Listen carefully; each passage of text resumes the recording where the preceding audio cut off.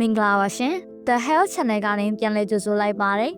ဒီနေ့မှာတော့အားကစားသမားတွေဂိမ်းကစားသူတွေနဲ့အလုံများတဲ့လူငယ်တွေကြိုက်နှစ်သက်တဲ့အားဖြည့်အချိုရည်များ energy drinks ကိုရေတောက်တယ်လို့အလွန်အကျွံတောက်သုံးခြင်းက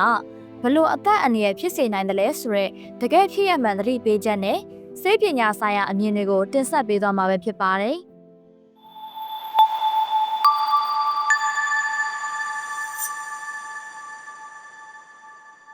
ရုရှားနိုင်ငံကအသက်22နှစ်အရွယ်လူငယ်တဦးဟာညလုံးပေါက်ဂိမ်းကစားဖို့အတွက်အားဖြည့်ချိုရည်တွေကို10နှစ်နီးပါးကြာအောင်နေ့စဉ်သုံးမှုအထိပုံမှန်တောက်သုံးခဲ့ပါတယ်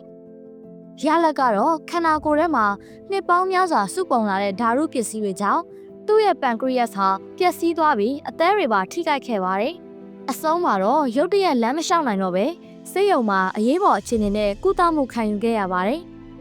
ဆေးဘက်ဆိုင်ရာပြန်လည်ထူထောင်ရေးအတွက်လည်းအနည်းဆုံး6လမှတစ်နှစ်အထိအချိန်ယူရမယ်လို့သိရပါတယ်။အားဖြည့်ချိုရည်တွေမှာပါဝင်တဲ့ကဖိန်းဓာတ်နဲ့သကြားဓာတ်အမြောက်များသည့်ခန္ဓာကိုယ်အတွက်စိတ်တောက်ဖြစ်စေပါတယ်။နှလုံးထိခိုက်မှုကဖိန်းဓာတ်အများအပြားဟာနှလုံးခုန်နှုန်းကိုမြန်စေပြီးသွေးဖိအားမြင့်တက်စေပါတယ်။ရေရှည်မှာနှလုံးခုန်မမှန်ခြင်းသွေးလွန်ကြောတွေရောင်ရမ်းခြင်းနဲ့နှလုံးရက်တန့်ခြင်းအထိအောင်ဖြစ်နိုင်ပါတယ်။အာယုံကြောပျက်စီးခြင်းအလွန်အကျွံသုံးဆွဲခြင်းကအုံနောက်ကိုထိခိုက်စေပြီးအာရုံကြောဆိုင်ရာယောဂလက္ခဏာများဥပမာရုတ်တရက်လေဖြတ်သလိုလက္ခဏာများကြွက်သားအားနည်းခြင်းကိုယ်လက်မလှုပ်ရှားနိုင်ခြင်းအထိပါဖြစ်စေနိုင်ပါတယ်။တခြားပြဿနာများအိမ်မပျော်ခြင်းစိတ်ပူပန်ခြင်းအစာအိမ်ဥလန်းချောင်းပြဿနာများလည်းဖြစ်ပွားစေနိုင်ပါတယ်။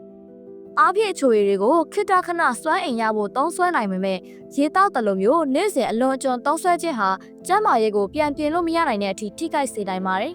။ကျန်းမာတဲ့ဘဝအတွက်အားဖြည့်ချိုရည်တွေအစားရေတက်နဲ့လုံလောက်တဲ့အိပ်စက်ခြင်းကိုသာအားကိုးကြပါလို့သတိပေးရင်းနဲ့ညီကုန်းချုပ်လိုက်ရပါတယ်။နားဆင်ပေးကြတဲ့အတွက်ကျေးဇူးတူပဲတင်ရှိပါရရှင်။